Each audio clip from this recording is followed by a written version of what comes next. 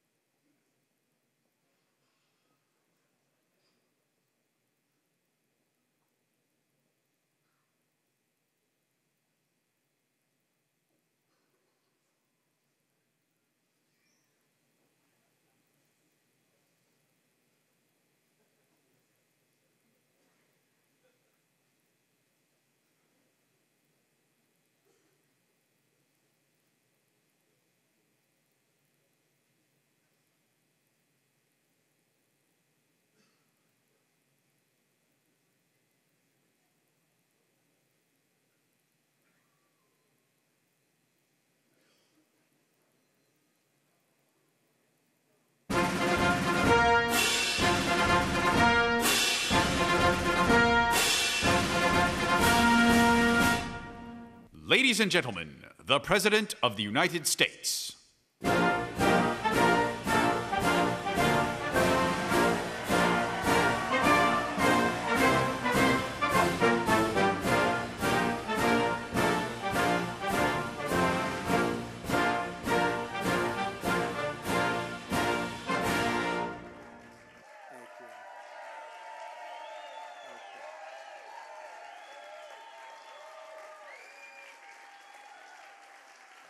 Thank you.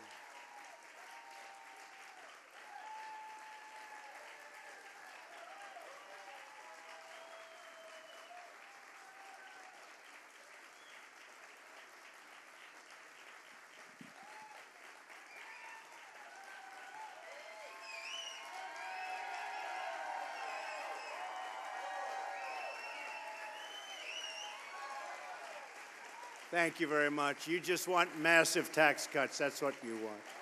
That's the only reason you're going so wild. But it's wonderful to be back in the great state of Indiana. What a place.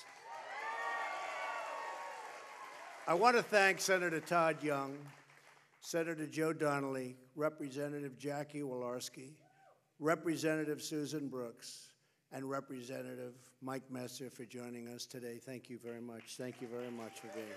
Appreciate it. I also want to thank members of my economic team, Secretary Stephen Mnuchin, and Director Gary Cohn for joining us as well. We appreciate it. Let me begin by saying that our hearts and prayers go out to the people of Puerto Rico and the Virgin Islands who are suffering in the wake of yet another catastrophic hurricane. I mean, their island was virtually destroyed. Federal agencies are working closely with local partners to help these communities get back on their feet as soon as possible. Texas, Florida, Louisiana are doing great, and the recovery process is happening very, very quickly. I will be going down to Puerto Rico next week to get an on-the-ground briefing about the disaster recovery and to see all of our great first responders and to meet a lot of the people who are so affected by these storms. We are with you now, I tell them, and we will be there every step of the way until this job is done. It is truly catastrophic what happened in Puerto Rico.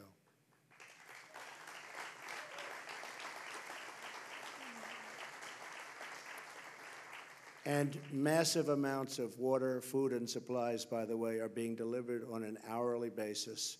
It's something that nobody's ever seen before from this country, I can tell you that. And I'm very proud of all of the folks that have worked so hard in FEMA, all of our first responders, all of our police that have gone to the island because their police force has been so badly affected. And many of their policemen, in fact, most of the police people, have lost their homes, and it's been a tough go, but we're going to get it back. Before we go on to discuss the largest tax cut in our country's history, I also want to provide a brief update on health care. We have the votes. on Graham Cassidy. But with the rules of reconciliation, we're up against a deadline of Friday, 2 days. That's just 2 days. And yes vote, Senator, we have a wonderful senator, great, great senator, who is a yes vote, but he's home recovering from a pretty tough situation. And with so many great features, including all of the block granting, the money to the states, et cetera, our health care plan is really going to be something excellent. It's going to be better managed for the people that it serves. Having local health care representatives is far better than having health care managed from Washington, D.C. Not even a contest.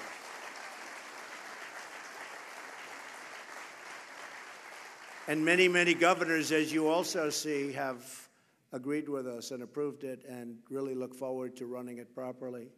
But again, because the reconciliation window is about to close, we have to wait a few months until it reopens before we take a vote.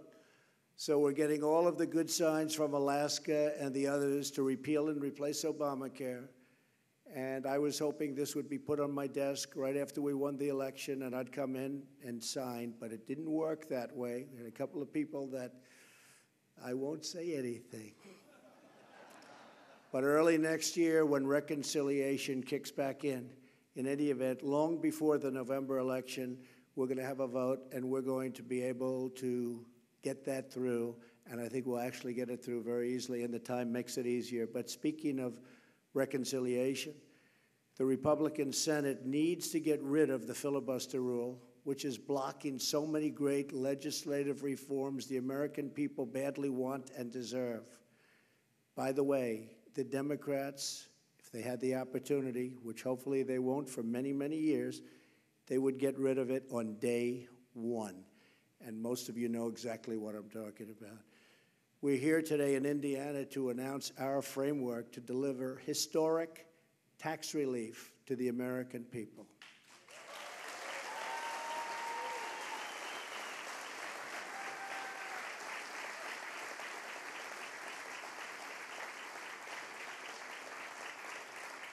This is a once-in-a-generation opportunity, and I guess it's probably something I could say that I'm very good at. I've been waiting for this for a long time. We're going to cut taxes for the middle class, make the tax code simpler and more fair for everyday Americans, and we are going to bring back the jobs and wealth that have left our country, and most people thought left our country for good.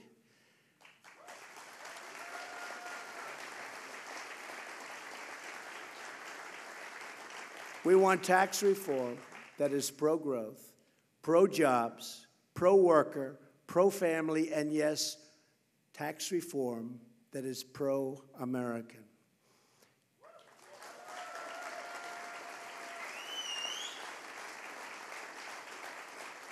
It's time to take care of our people, to rebuild our nation, and to fight for our great American workers.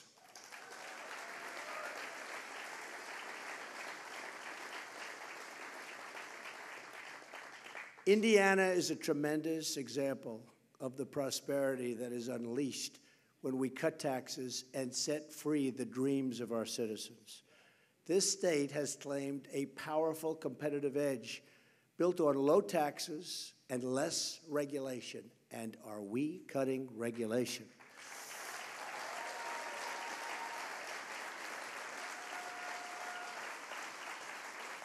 And businesses all across the country have taken notice. In recent years, Indiana has welcomed dozens of companies fleeing high taxes and high-tax states. Thousands of new jobs and massive capital investment have followed, meaning a better quality of life for the people of Indiana. All of this is possible because the people of this state have made a decision. They chose to make Indiana competitive again.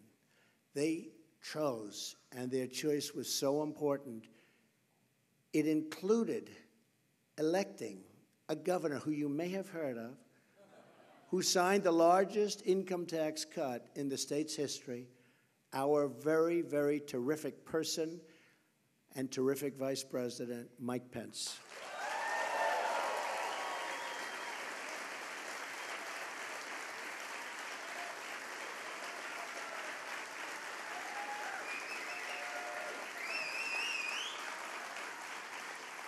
It's time for Washington to learn from the wisdom of Indiana. We need Washington to promote American jobs instead of obstructing them. That is what I've been working to achieve every day since I took office. That is what I talked about on the campaign trail. Already we're seeing the results of an economic policy that finally puts America first.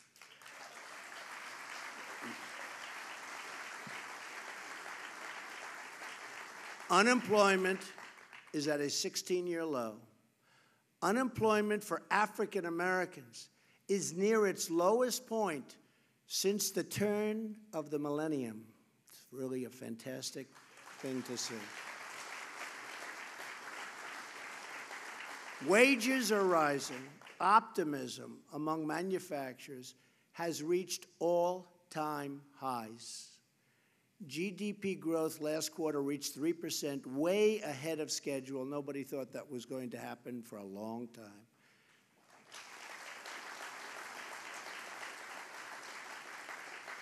And this quarter, I believe, would have been better, but the hurricanes will have an impact. But other than that, it would have been, in my opinion, even better. Your government is working for you once again, not for the donors, not the special interests, but the hardworking, tax-paying citizens of our country.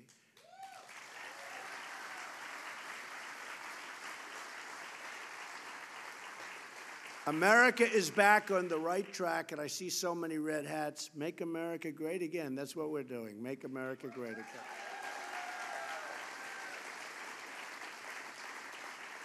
But our country and our economy cannot take off like they should unless we dramatically reform America's outdated, complex, and extremely burdensome tax code. It's a relic. Got to change it. We have to compete with other countries.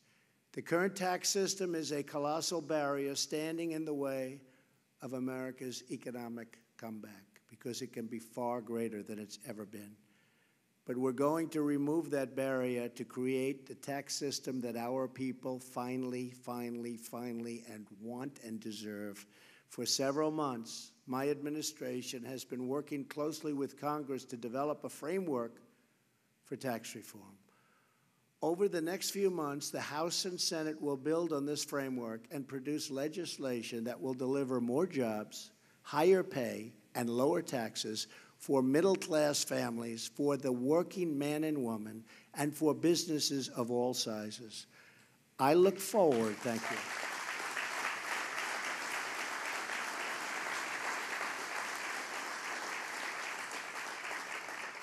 I look forward to working with Congress to deliver these historic tax cuts and reforms to the American people. These tax cuts are significant. There's never been tax cuts like what we're talking about. Our framework is based on 4 key ideas. First, we will cut taxes for the everyday, hardworking Americans, the people that work so long, so hard, and they've been forgotten. But they're not forgotten anymore. I think we proved that on November 8th.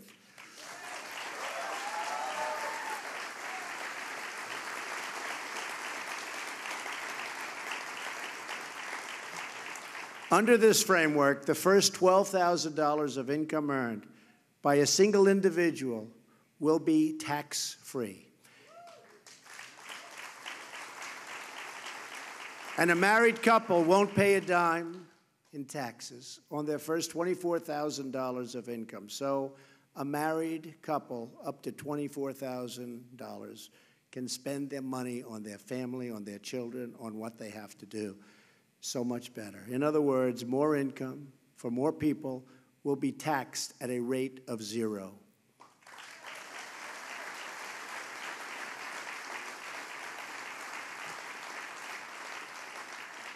At this 0% rate, taxable income will be subject to just 3 tax rates of 12%, 25%, and 35%. Jonathan Blanton and his wife, Jamie, from Greentown, are here with us today. Where are they?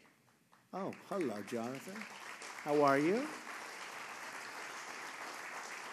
Jonathan does industrial janitorial work, and Jamie works at an auto company.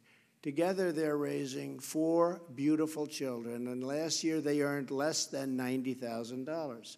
Under our tax plan, they would have saved more than $1,000 and could be substantially more, and that's just on federal taxes. So they would have saved at least $1,000. Middle-income families will save even more money with an increased child tax credit for children under the age of 17, which so many families have been calling for.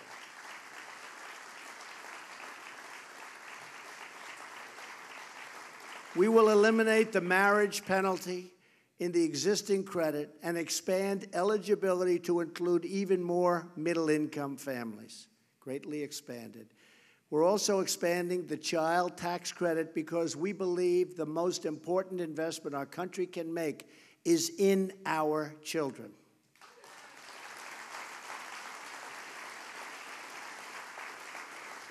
And this is just one more critical way that we're targeting relief to working families. In addition, under our framework, those caring for the elderly loved, and we love these people, but we're caring and we take such care of the elderly and other adult dependents will receive financial relief in the form of a $500 tax credit.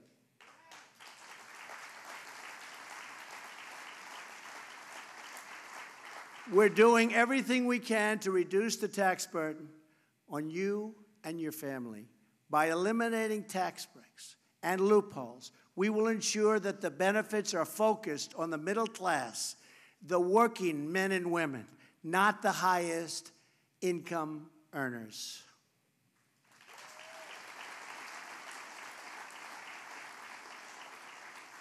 Our framework includes our explicit commitment that tax reform will protect low-income and middle-income households, not the wealthy and well-connected. They can call me all they want. It's not going to help. I'm doing the right thing, and it's not good for me, believe me.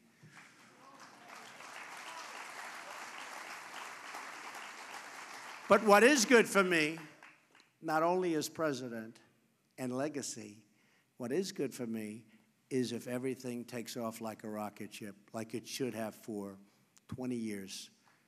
That's good for me. That's good for everyone. And that's what I think is going to happen.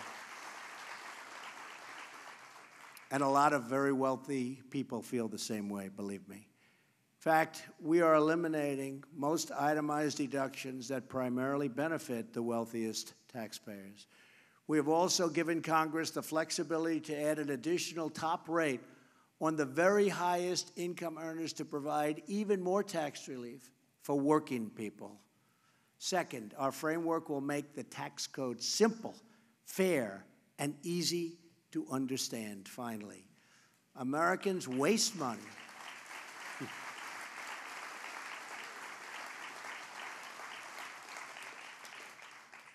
Americans waste so much money, billions and billions of dollars, and many hours each year to comply with our ridiculously complex tax code. More than 90% of Americans use assistance to prepare their taxes. Under our framework, the vast majority of families will be able to file their taxes on a single sheet of paper.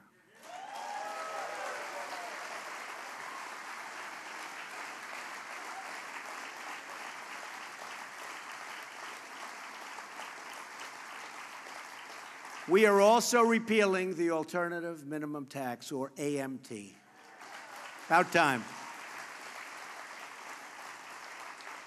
The AMT is actually a shadow tax system that requires many people to calculate their taxes 2 different ways and pay the higher of the 2 amounts. You're all familiar with it. Under our framework, the AMT will make even less sense because we are repealing many of the special interest tax breaks that it was designed to deal with. We are making our taxes simple again. We are simplifying our tax system. To protect millions of small businesses and the American farmer, we are finally ending the crushing, the horrible, the unfair estate tax, or as it is often referred to, the death tax.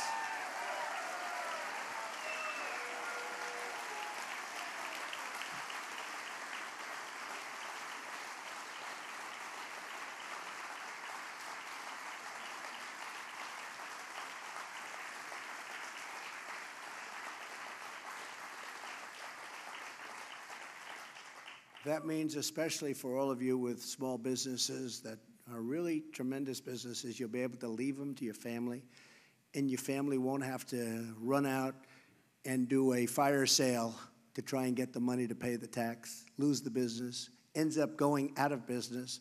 All of those jobs are lost. The farmers in particular are affected. They have wonderful farms, but they can't pay the tax, so they have to sell the farm. The people that buy it don't run it with love. They can't run it the same way, and it goes out. So that death tax is a disaster for this country and a disaster for so many small businesses and farmers, and we're getting rid of it.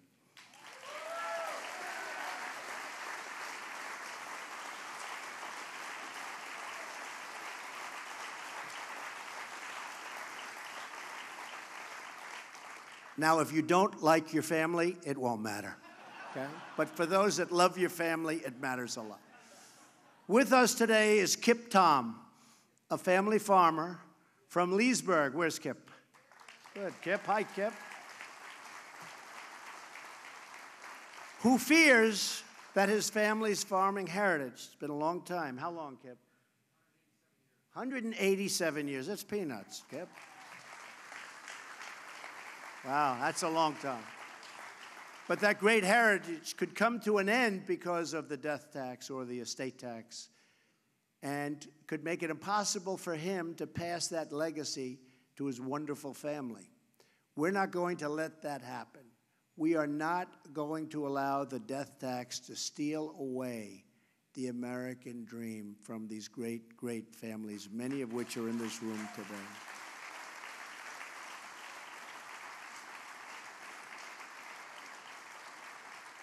We will protect our farmers, our ranchers, and our small businesses, and we will make taxes simple, easy, and fair for all Americans. Okay? Third, we will cut taxes on American businesses to restore our competitive edge and create more jobs and higher wages for American workers.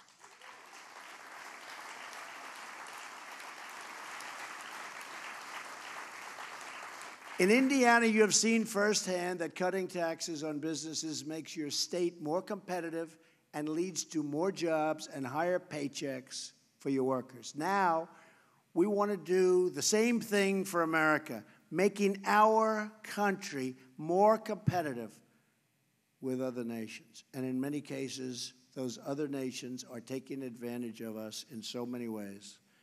They say they're friends, and perhaps they are. But believe me, I am renegotiating our trade deals, including NAFTA, including many other trade deals. And through regulation, all you have to do is look at the massive pipelines, Dakota Access. You take a look, 48,000 jobs immediately approved. So we're letting that happen. But in terms of the tax and the tax strategy that Ronald Reagan used to create an economic boom in the 1980s, when our economy took off, the middle class thrived, and the family income of all families was increasing more and more, and it was a beautiful sight to behold. Since then, other nations have adopted, unfortunately, our playbook and ran it even better than we did. And I shouldn't say even better, because we didn't run it well at all, and we let other nations come in and take advantage of us and take our jobs away and take our businesses out. And we're stopping that, and you see it right here, what we've done. Today, our total business tax rate is 60% higher than our average foreign competitor in the developed world. That's not good. We have surrendered our competitive edge to other countries, but we're not surrendering anymore. We're not surrendering anymore. Under our framework, we will dramatically cut the business tax rate so that American companies and American workers can beat our foreign competitors and start winning again.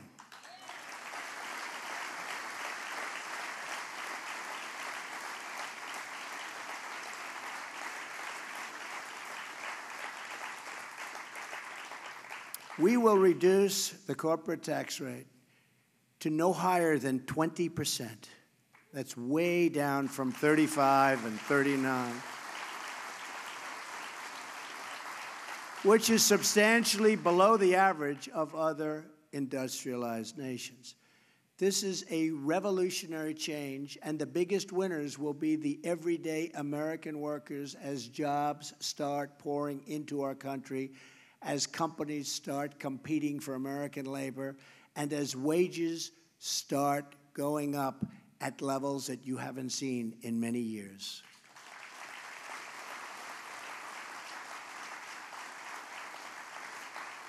When our companies move to other countries, it's our loyal American workers who get hurt. And when companies stay in America and come to America, it's our wonderful workers who reap the rewards. And I just left the United Nations last week, and I was told by one of the most powerful leaders of the world that they are going to be announcing in the not-too-distant future 5 major factories in the United States, between increasing and new. 5. You'll be hearing about that very soon. And I said, thank you very much. And he said, you know what? It's starting to happen in the United States. It's starting to happen. So I just wanted to let you know that. I promised I wouldn't say who. I'll keep my word, okay? Unless you force me. Members of both parties, it happens to be in the automobile industry, that's a good industry. Members of both parties should agree that we need a tax code that keeps jobs in our country and brings jobs back to our country.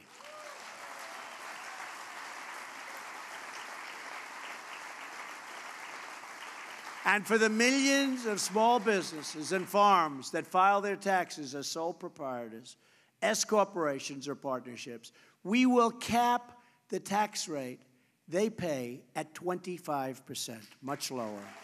Big difference. This will be the lowest top marginal income tax rate for small and mid-sized businesses in this country in more than 80 years. To give businesses even more reason to boost their investment in America, for the next 5 years, our framework will allow to fully write off, listen to this, the cost of equipment in the year they buy it. That is big. And that's instead of having to take deductions and deduct the cost over a long period of time. Now, that's called incentive. That's called incentive.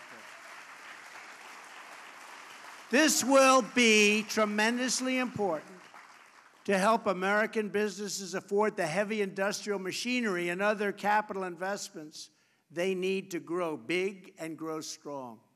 Joining us today is John Gannon, the owner of a custom wood fencing and deck construction company in Indianapolis. John is the father of 9 children and recently celebrated his 35th wedding anniversary. Congratulations, John.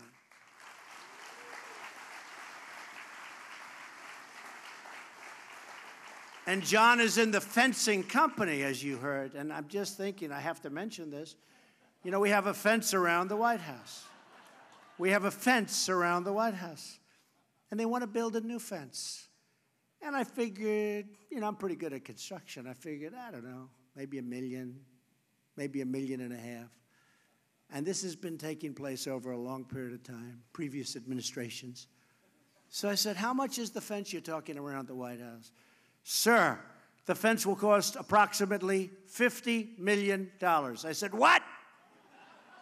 I kid you not. And we have thousands of things like that, thousands. We're going to get it all down, but think of that, $50 million. Now, I assume it's a strong fence, okay? So, John, do you think you could do it for slightly less than $50 million? I think you could take 49 off right now and it'd have plenty of profit, right? Right, John? It's crazy. It's crazy. Never understand it, but we're working on it. John says that a tax cut, like we're proposing, will make his business more competitive, allowing him to expand, hire more workers, and raise wages for his current employees. Right, John? Also with us is Aaron Williams, a father of two who works in the field of information technology. Where's Aaron? Hello, Aaron. Hi. It's a good field. Aaron has seen the disastrous effects of high and just literally high corporate tax rates right up close and personal as more and more high-tech jobs are shipped overseas. You've been watching it, Aaron, right? All over. Like millions of other Americans, Aaron wants to bring those jobs back to the United States. We're going to reduce the tax rate on American businesses so they can keep the jobs in America, Aaron. Create jobs in America, compete for workers in America, and raise wages right here in America. You're going to be in a much different position, okay? Thank you. Tremendous incentives. We want more products proudly stamped with those 4 beautiful words, made in the USA, right? Made in the USA. Finally, our framework encourages American companies to bring back the trillions and trillions of dollars in wealth that's parked overseas. Our current tax system, trillions. And by the way, for years I've been hearing it's $2.5 trillion. So I've been hearing this for about 5 years, so I assume it's much more, right? But Democrats want to do it, and Republicans want to do it. For years, who doesn't want to do it? They want to but they can't do it because it's so restrictive and the taxes are so ridiculous, so they can't do it. So the money stays in other countries, and it's invested in other countries. We want to bring it back. But think of it. It's one of the few things Democrats want it and Republicans want it. So they both want it, and yet for years they haven't been able to do it. Now we're doing it. We're doing things.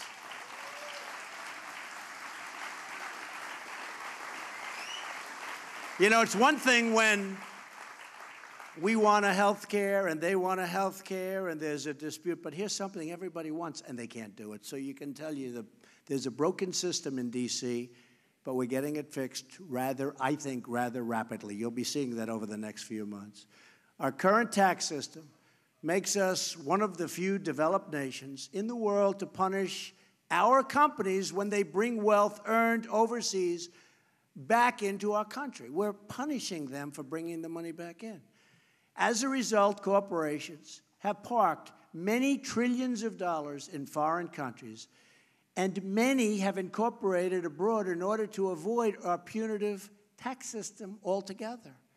And some companies actually leave our country because they have so much money overseas, so much, it's an incredible amount, that they move the company to get their money.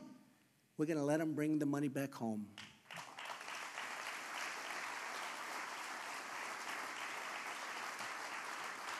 Our framework will stop punishing companies for keeping their headquarters in the United States. We're punishing companies under our codes for being in the United States. We will impose a one-time low tax on returning money that is already offshore so that it can be brought back home to America where it belongs and where it can be put to work and work and work.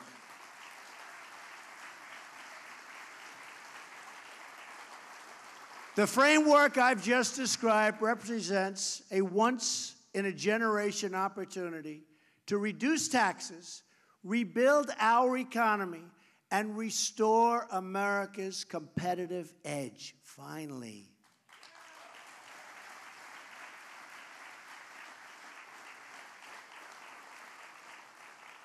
And I have to say, just before coming here, we released some of the details of the tax and the tax reform and the tax cuts, and it has really received tremendous, tremendous reviews. And if Senator Donnelly doesn't approve it, because, you know, he's on the other side, we will come here, we will campaign against him like you wouldn't believe.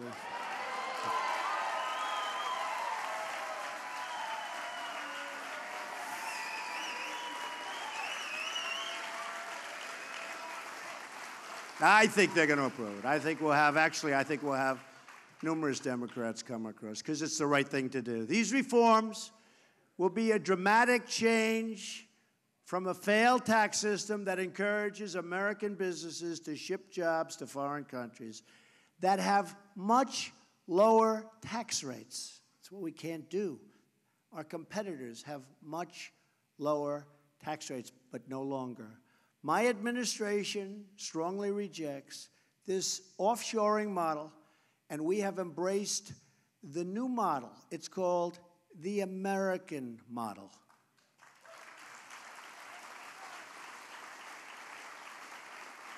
Under the American model, we are reducing burdens on our businesses as long as they do business in our country. That's what we want. We want them to do business in our country, not to leave our country like a number of firms from Indiana. Some made some great promises to me, but those promises are only being partially kept because they're incentivized to leave, but now they're going to be incentivized to stay. And if that doesn't work, then we'll get even tougher than that, okay? We want our companies to hire and grow in America and to raise wages for American workers and to help rebuild American cities and towns. That is how we will all succeed together and grow together as one team, one people, and one American family. We want it to happen here.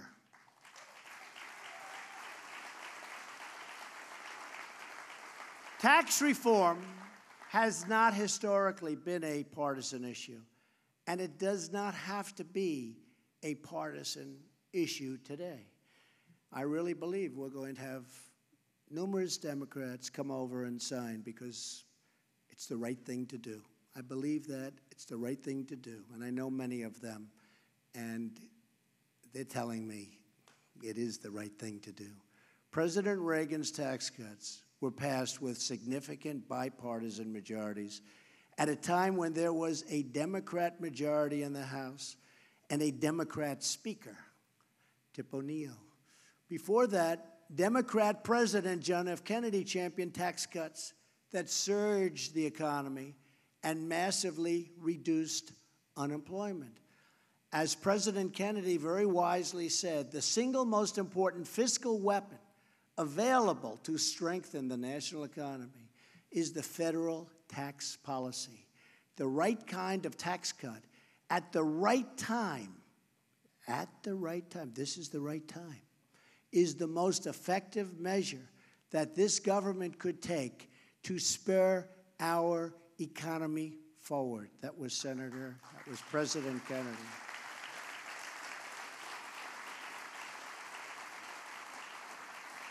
My fellow Americans, this is the right tax cut, and this is the right time. Democrats and Republicans in Congress should come together, finally, to deliver this giant win for the American people and begin middle-class miracle. It's called a middle-class miracle once again. It's also called a miracle for our great companies, a miracle for the middle class, for the working person. I truly believe that many Democrats want to support our plan, and with enough encouragement from the American people, they will find the courage to do what is right for our great country.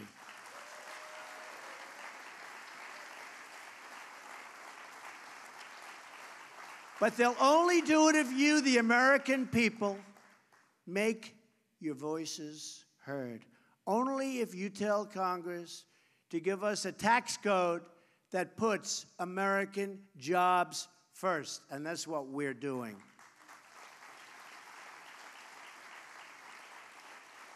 History has proven time and time again that there is no power on earth more awesome than the will of the American people.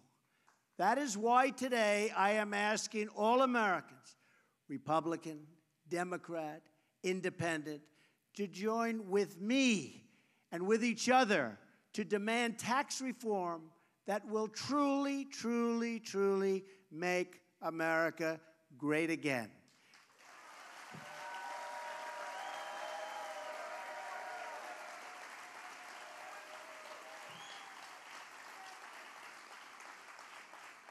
Call your congressmen, call your senators, let them know you're watching. Let them know you're waiting. Tell them that today is the day for decision, that now is the time to heal this self-inflicted economic wound, and that with their action, the future will belong to all of us.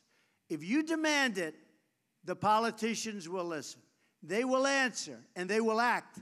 And someday, many years from now, our children and our grandchildren will remember this moment in history as the time when ordinary Americans took control of their destiny and chose a future of American patriotism, prosperity, and pride.